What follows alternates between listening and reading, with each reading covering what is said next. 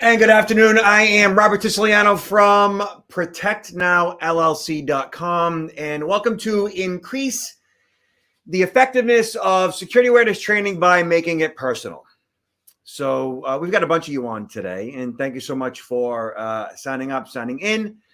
Just so you know, the video for this event will be available on YouTube, Twitter, LinkedIn, Facebook. Shortly afterwards, we will make sure to send links to everyone. So again, thank you so much for being here. This presentation really is designed for security awareness managers. So those of you who are responsible for making sure that your people are on top of what is new and ahead of what is next at all times in regards to all things privacy, information security, personal security. And from my perspective, all of that really boils down to digital literacy at some level. And that's what we try to get across. So my experience in regards to providing security awareness training over 30 plus years is that it started off as being physical security and then information security as it pertains to identity theft protection and prevention. And then it evolved or morphed into phishing simulation training. And that's primarily what is being taught today. And most phishing simulation training or most security awareness training really is a form of check the box compliance.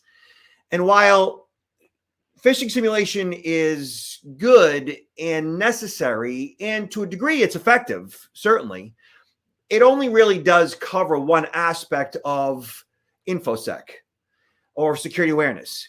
And it doesn't really, from my perspective, provide a holistic view of changing behavior in such a way where the user or the learner ultimately takes security to heart and they care about security in such a way that ultimately and fundamentally matters. That's a problem. And until users can effectively recognize risk in such a way where they see how security in their own personal life matters to them and it means something to them, and then from there, they're able to do their jobs that much more effectively. So in today's short presentation, I'm going to show you how we do that, how we express that, how we change hearts and change minds by making security personal to the user. So I know we're supposed to go like 20 minutes and a half an hour. I don't know how long we're going to go. I don't have the ability to react or respond to questions or chat. So I'm just going to kind of bang through this. And if you got to drop off anytime, that's no problem because the whole presentation will be available via video. It's all being broadcast live right now as we speak. So yeah, don't worry about any of that. All right, so let me get into my PPT here. 1 second. And welcome to my comfort zone. All right, so what is personal to them, right? Our philosophy is, or my philosophy is, all security is personal. Like it boils down to the individual. It boils down to what their cares, concerns, what their fears are, you know, what they want to protect that is most important to them first. And from that perspective, once they recognize risk in such a way where they can protect themselves first and understand how it all works, then they begin to care about security in the workplace and how to protect the data in which they are entrusted with. So if you take them through on a journey, right, where you get them thinking about risk as it pertains to them, then they begin to understand why it's important to protect the data in which, you know, you want them to protect, which is ultimately, you know, client information, proprietary data. Humans fundamentally are selfish or self-interested creatures by default. That's not necessarily a bad thing. It's just the way it is. You know, on Abraham Maslow's hierarchy of human needs, at the base of that triangle is our physiological needs, which means that, you know, eating, drinking, sleeping, like you can't function without nourishing your body, nourishing your mind. And then from there, right above that is safety, security, stability, structure, and protection. And so first and foremost, you know, we need to take care of ourselves and protect ourselves, right? And from there, then we could we can begin to think about protecting others. Okay, we are selfish, self-interested creatures. That's just the way it goes. And security awareness training needs to follow that path. Okay, so in our presentations, what we generally do, and what I suggest that you do as well, you security awareness managers, is talk about what security is and isn't, and we'll cover that today. Right? It's not about paranoia, which is what too many people believe it is. We talk about identity. What is personal to them is their personal identifying information, their names, their addresses, their email address, their phone numbers, their mobile phone number, their social security numbers, right? Their PII, their passwords, or really their password, because most people are using the same password across multiple accounts. You'd be amazed that that's still a thing. And then email is also very important to them, talking about their spam folder, talking about what is called auto forwarding, which is a setting within their email that you may or may not know about. Also, credit cards, you'd be amazed at, giving a 3-hour presentation, and people's biggest concern is, how do I protect my credit cards? And it's like, that is the least of your concerns. And it's not even identity theft. Credit card fraud is just credit card fraud. You might have a significant concern revolving around credit card fraud, and we'll talk about that. But again, once you speak to that, you get that out of the way, then from there, they can start to think about the big picture stuff. And then scam awareness and social engineering, like obviously there's thousands of scams out there. There's probably like 100 scams and probably 10 variations to each of those scams, or 100 variations to each of those scams. And all those twists and turns, they need to be made aware of that stuff at a fundamental level so that they can recognize risk every time the phone rings, every time an email comes in, heck, every time somebody knocks on the door. And then hardware and software, they need to know how to protect their hardware or know when to update and upgrade their hardware and their software. And physical security, because all security does boil down to the individual.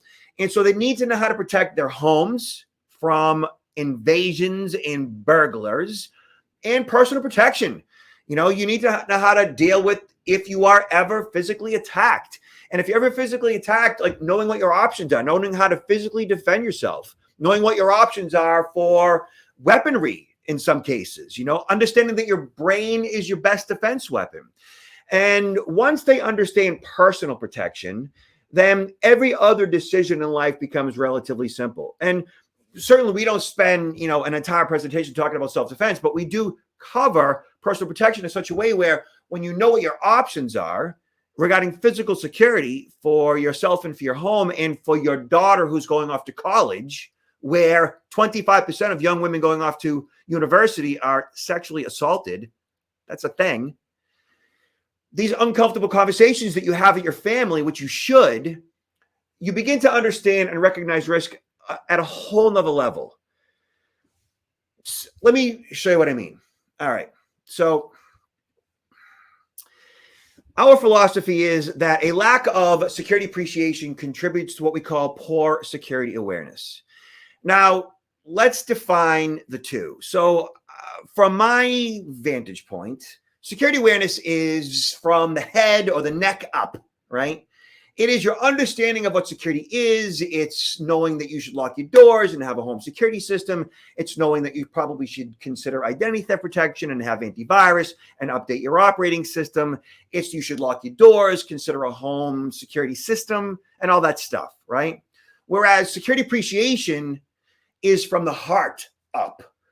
When you appreciate something, like the definition of appreciation is recognition and enjoyment of the good qualities of someone, right? A person in your life that you recognize and appreciate them for who they are, what they did or do, or something, like in this case, security, right?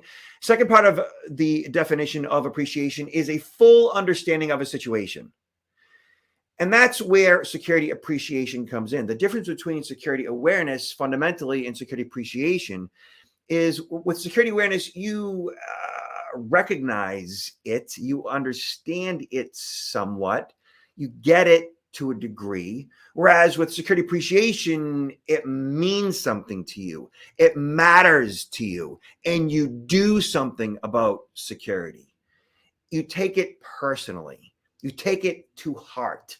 Okay. Nobody's speaking to that when it comes to security. Nobody, except for me or us. So that's head versus heart. And then I asked the audience, like, how many of you believe you live in a safe neighborhood? And usually like half the audience raises their hand, which I find, interesting. Because if you watch baseball, you'll find that, right? If you watch the umpire and you listen to the calls, you're either out or you're safe. Because the word safe is an absolute. And for you to say that you live in a safe neighborhood means that you believe that nothing has ever or is or will ever happen bad in your neighborhood because it's safe. But is it really? You might live in a safer neighborhood, which is fine, and that's good. And I'm not saying this to, create fear. I'm saying this because nobody lives in a safe neighborhood. You live in a safer neighborhood. And when you begin to put that in perspective and understand that, if you read the police blotter, there's at least a burglary, let's say at least once a year in your safe neighborhood, right? Home invasions, right? Robberies, thefts, whatever. Okay. Stuff happens. And when I asked the question, how many of you actually have a home security system? And generally less than a third, maybe 20% of the audience raises their hand. And I ask, why don't you have that home security system? Oh, I don't want to live like that, they often say. And I ask, and I dig deeper into that. Like, what does that mean? I don't want to live like that. Well, I don't want to live in fear. Because when people equate locking their doors and having a home security system, they equate that with, well, I just want to be free. I don't want to have to worry. And they believe that if you have a home security system that you are going to worry, or that the thought or the implementation of it is that you have something to worry about. But the reality of it is that having a home security system fundamentally just gives you control. And when it gives you control, it gives you an edge. It's an added layer so that if the bad guy does decide to choose your house, then he kicks in a door, he breaks a window, glass break sensors, motion sensors, door and window sensors. The Alarm Central calls you, they call law enforcement. It gives you an edge. It gives you added protection when you're sleeping, when you're awake, when you're home, when you're not. But no one's ever really had that conversation with most people. The fact is that on average, every year in the US, 1.5 to 2 million homes are burglarized. That means in the next decade, like 15 to 20 million homes are going to be burglarized. And many of those are home invasions, which lead to violence. So understanding this basic concept of home security and knowing that you don't necessarily live in a safe neighborhood, maybe a safer neighborhood, and that it can't happen to me and I don't have a home security system because I don't want to live like that. These myths that have been perpetrated most of our lives, at least in the US, is false. And as long as your people look at security like that, they're never going to appreciate phishing simulation training. They're never going to appreciate their role and responsibility in protecting the data in which they're entrusted with, ever. It's just not going to happen. I mean, you look at Equifax. Sorry, Equifax. The CIO, the CSO, the CEO. I'm pretty sure they're all gone, right? Like that didn't work out for them.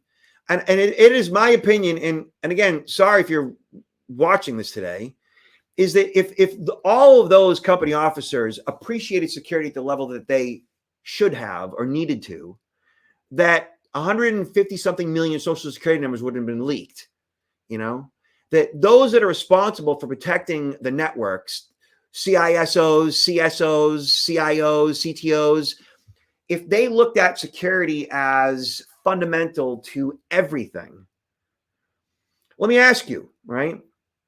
And I always ask my audiences, and I just did a presentation in front of 250 CISOs at a university in the Southeast.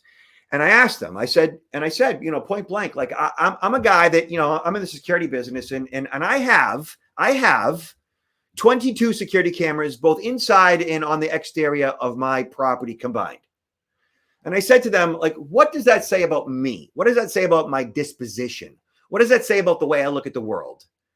And it was just so funny because collectively 250 men and women, CISOs, went paranoid. all at the same time. And as they collectively said paranoid, they all broke out into laughter because they all said the same thing out loud and just thought it was so funny that they said it all out loud. And it was funny. But what was even funnier about it is that here we are in a room of 251 security professionals, including me, looking at security and the guy who's talking about security as being mentally ill. Because that's what paranoia is. Paranoia is a dis-ease. It is a complete overwhelm with life in general, thinking that others are out to get you. And is that what security is? But that's what we have equated it to in our country, including those in the security profession. And that's a problem. It's a problem because as long as we look at security as paranoia, as it can't happen to me, and paranoia is awful, by the way, and it's something that we never want to be, obviously. I know people who are afflicted by that disease, and it's very difficult to be around them. It's very difficult to be in their families. Of course, very difficult to be them.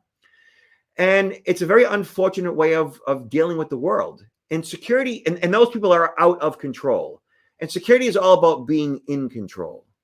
And so as long as we, at some level, support the myth that security is about paranoia, at a leadership level, there's no way your people are ever going to grasp phishing simulation training or holistically what security is and isn't. Okay. Look at you, put your seatbelt on. I put my seatbelt on.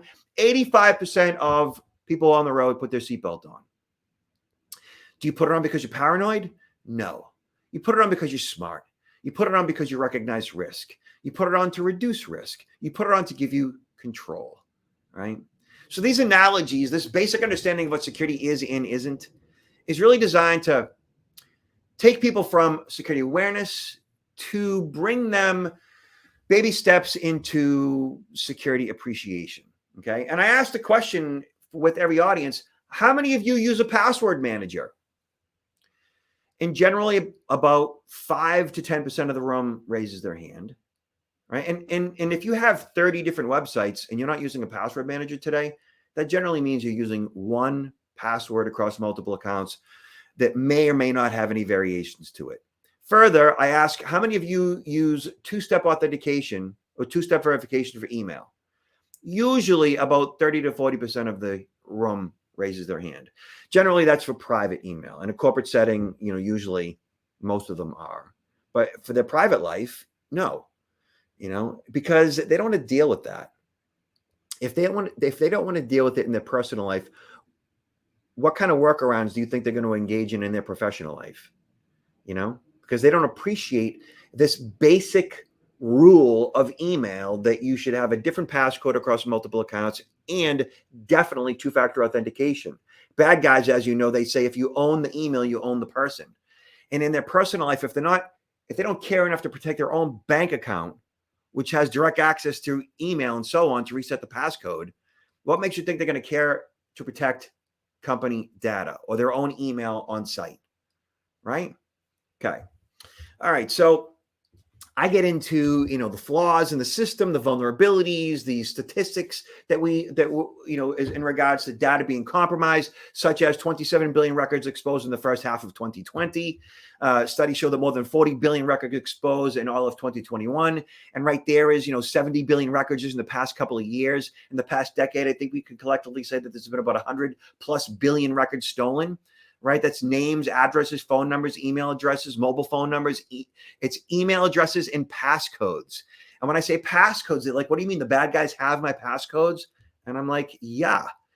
Here, an astonishing 773 million records exposed in a monster data breach, including 21 million unique passwords in one data breach, right? Well, in a combination of data breaches, right? And so I show them this, right? This is stolen raw data for sale on the dark web. Okay, when you show your people, your frontline employees, raw stolen data, they go, whoa, because they see themselves in that information. So, for example, that 21 million unique passwords posted to a hacking forum, Well, there they are right there. Okay. This index of combos is sitting on my desktop, my laptop.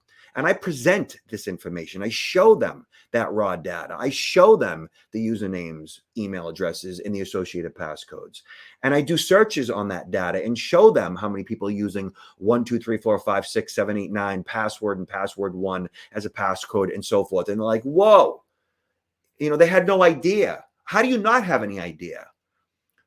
70 billion records exposed in the past 2 years. What do you think that information is? And so when they see this raw data and they see themselves in that raw data, they begin to perk up, they begin to pay attention, they begin to realize and recognize that they need to start making some changes in the way in which they function digitally, that they realize that digital literacy is less than proficient, and they need to upgrade and update the way they look at their digital lives. And that's personally. And then from there, they begin to see how it matters professionally. That's how that works. So what we have done is we've taken, Have I Been Pawned? We've licensed their tool, and you can go to our website and you scroll down at protectnowllc.com. And right here where it says, check if your email has been breached and check if your password has been breached, we do that live with our people on site where we show them, for example, I search an old email address I have based on the title of my first book. Check if your email has been breached. We click search. We have access to almost 13 billion stolen records. And from here, it shows your email and possibly your password has been stolen on the following breaches. And here, Apollo in July of 2018, 126 million unique email addresses and associated PII. Here is 105 million records and a data dump. More data dumps. Epic in 2021, where they had 15 million unique email addresses and other PII. Evite back in 2019, dates of birth, email addresses, passwords for my, email address, which is a username. And if I am using the same password for Evite as I am for email, this is what I explained to the audience, then that means they can not only get into my Evite, they can get into my email as well. And they begin to understand and see how using the same passcode across multiple accounts is ineffective or is high risk, right? Exactus, Gravatar, LinkedIn, and everybody knows about the LinkedIn breach where like 160 something email addresses and their associated passcodes were compromised. And if you're using the same passcode as you are for LinkedIn, that you are for email or Visa, MasterCard, American Express, or eBay, PayPal, Best Buy, whatever, right? Bad guys can get access to all those accounts using credential stuffing software. And so for you security awareness managers, you know all that stuff, but the general public definitely does not. Most frontline employees have no idea either, okay?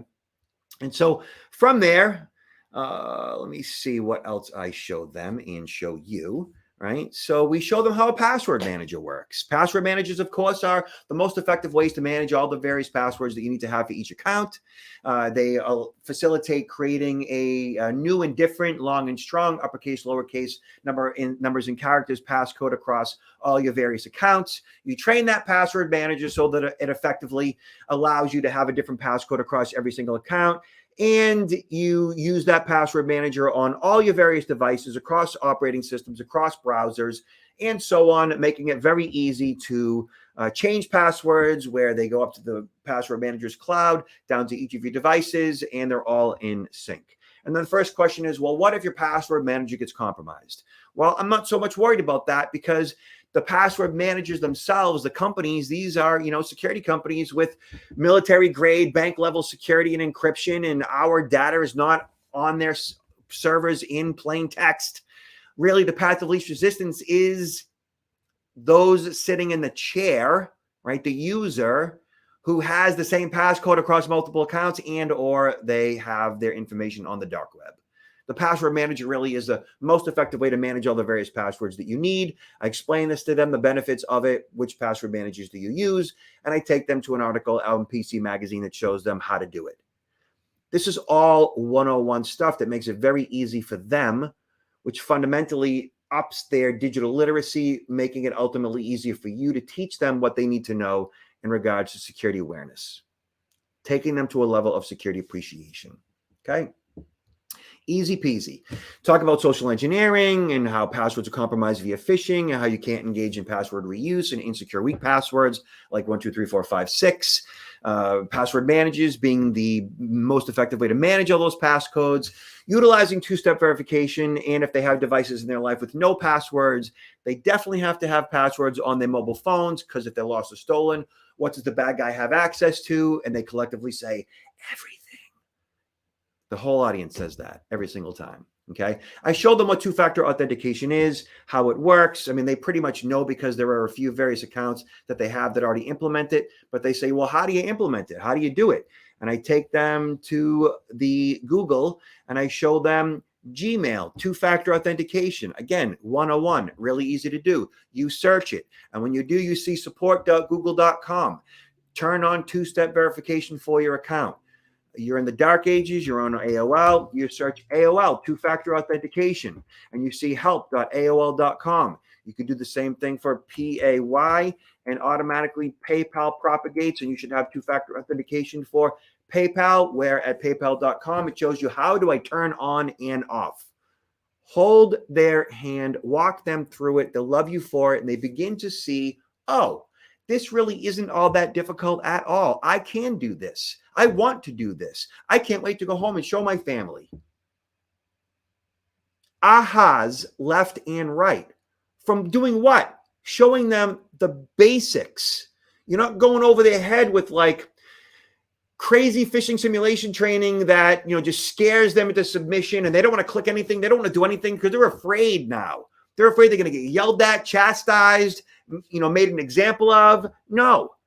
You walk them through a gentle process of showing them how to protect them, their identities, their personal information, their families, their bank accounts, their email. Make it easy for them. Walk them through this process. They will really appreciate you for that. Okay? All right, hold on. More stuff. And we're already at 20-something minutes. Man, it just goes so fast. Okay. I have so much to talk to you about. We could go forever. All right. So I talk about identity, the Equifax breach.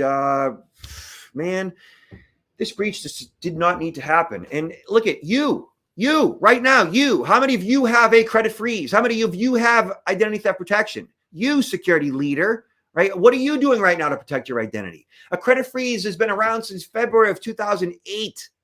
I've had my credit frozen since February of 2008, as soon as it was available to me. I sent in paperwork. Now it's all done digitally, online, easy, right? It's been available for free since, I think, September of 2018 after the Equifax breach. And so I take them online right here and now, right? I'll show you, make things easy for you. You came here to learn something. I'll learn you this. So I take them right to the Google and I do a quick search on Credit Freeze TransUnion. And when you search Credit Freeze TransUnion, there are three major credit bureaus. There's TransUnion, Equifax, Experian, but there's also Innovis, and there's 2 or 3 more. There's LexisNexis. I show them all that stuff, and I show them how to freeze their credit at TransUnion, let's say. And when you search that, you go to the page on TransUnion's website at transunion.com/credit freeze, freeze my credit at TransUnion. That same search propagates credit freeze Equifax, Experian credit freeze, and so forth. So we're going to go to TransUnion right now, and I walk them through this process, as you should too. How do you add a freeze? First, we define credit freeze.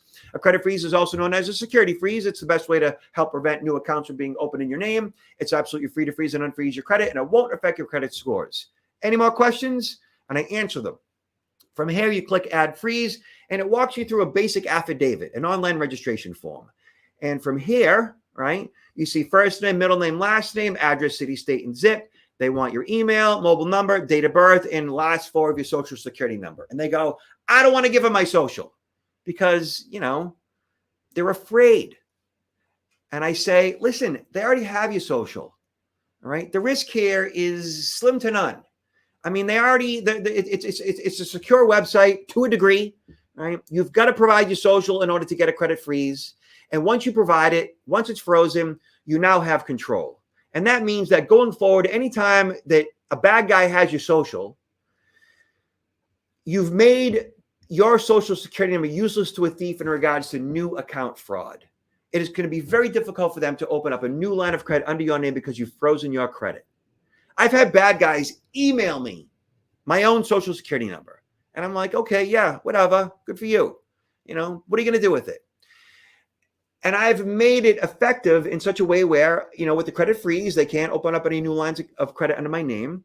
I've gone to the IRS and I've searched IRS identity theft affidavit, right? Form number 14039. And I walk my audience through this as well so that they can basically get a PIN so that nobody can file taxes under their name and get their refund before they do. Now, there's not a whole lot you can do about medical identity theft, but that's something that they don't necessarily need to worry about.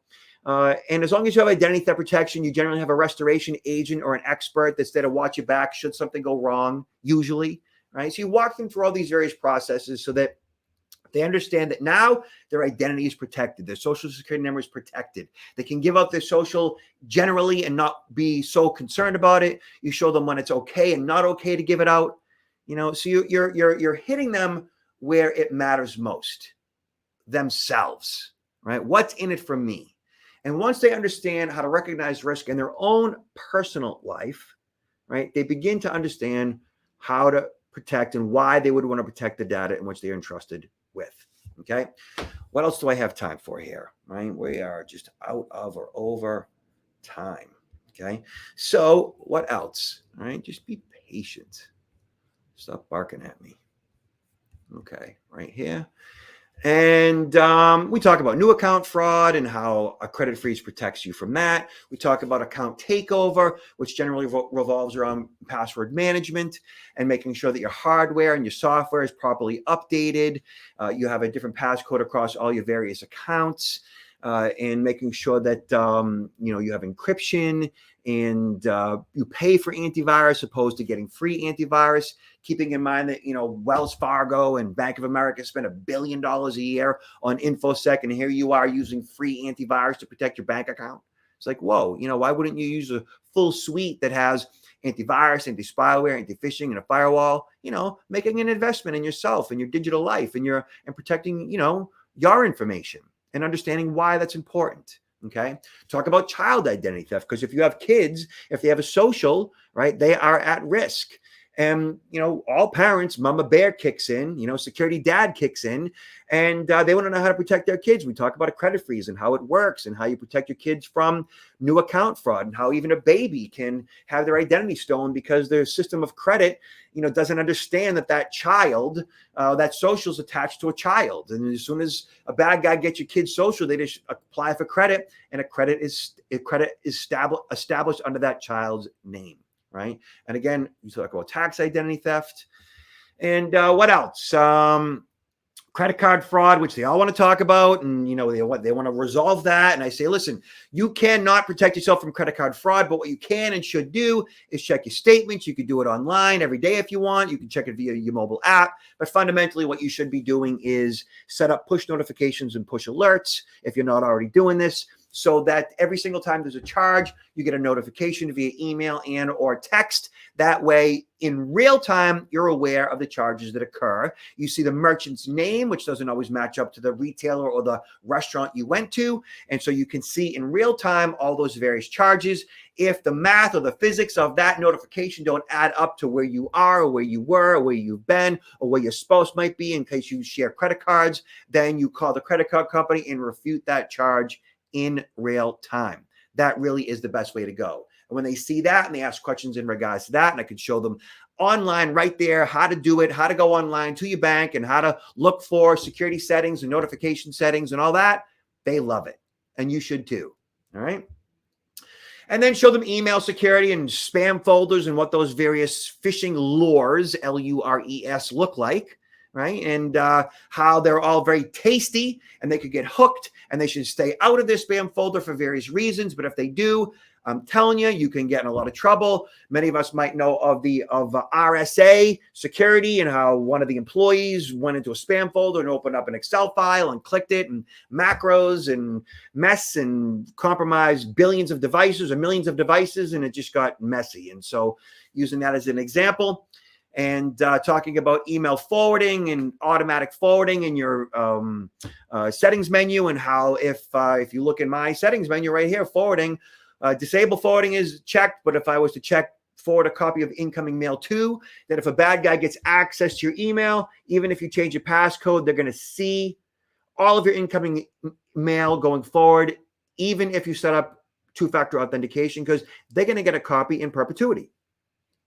And show them how that all works, and making sure that window, that drop down, is always clear and clean. Okay. And then once they do so, change the passcodes and make sure they set up two-factor authentication. You too. We talk about social engineering and what it is, how it's a confidence crime. We define it and how it pertains to phishing, and every time the phone rings, an email comes in. And we talk about all the various scams that go on out there: telephone scams, utility scams, invoice scams, gift card scams, wire fraud, bad USBs, keylogger, scareware, ransomware, tech support scams, spyware, IRS scams, customer support scams, and romance scams, if we have time, right? Because it's all personal to them and their family. You know, lots of senior citizens are victims to a lot of these various scams. Their parents make it personal to them. And we go over these various scams, like a romance scam of an imposter claiming to be an astronaut who lured a Japanese woman into paying for a return ticket to Earth. I read that and everybody laughs.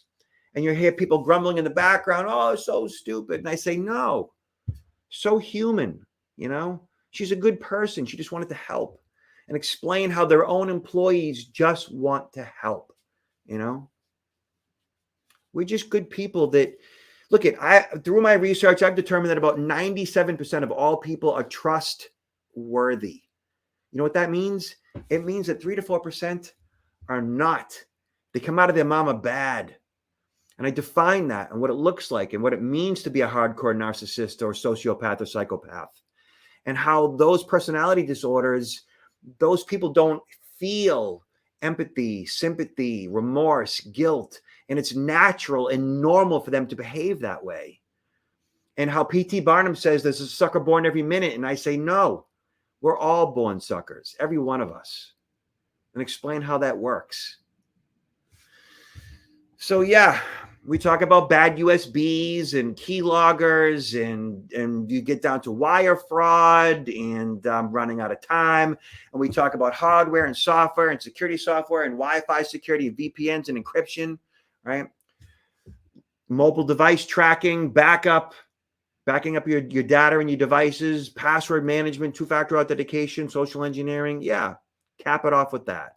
Right? And there's so much more to discuss. And I've already taken up too much of your time. I'm almost at 40 minutes. So listen, you can learn more about us and what we do and how we do what we do. And, you know, I'm happy to hang out with you guys and engage in any way you want. Let me show you a couple things. Go to our website. Go to protectnowllc.com. You can check us out and see our Google reviews. Just, Google protectnowllc.com. This is just 23 hours ago. Gwen said, "Great presentations. I did 2 in a day yesterday. He gave me lots to think about. Highly recommend him. Hope to book him for our women's group. I'm going to like that. Thank you, Gwen." And then Janine Lambert, "Robert gave the keynote address to our annual cybersecurity symposium to attorneys and cybersecurity professionals across the region. He was fantastic." I was fantastic. He was able to engage the audience no matter what level of tech or cyber or legal experience they had, which is really difficult to find. The audience described him as a pro, excellent, really engaging, and his words really hit home. Thank you, Janine. I'm just seeing this one for the first time. I'm going to like that. All right, so I just tooted my horn.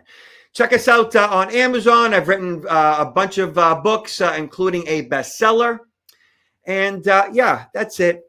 So stay in touch. You can see this video on YouTube and LinkedIn and Twitter and Facebook. By all means, spread it, share it, like it, thumbs up it. And hey, I care about y'all. And I want to make sure that you and your people and that we change behavior. We update and upgrade people's digital literacy by keeping them on top of what is new and ahead of what is next at all times. Y'all be cool out there. Be safe and be nice to each other. Talk to you later.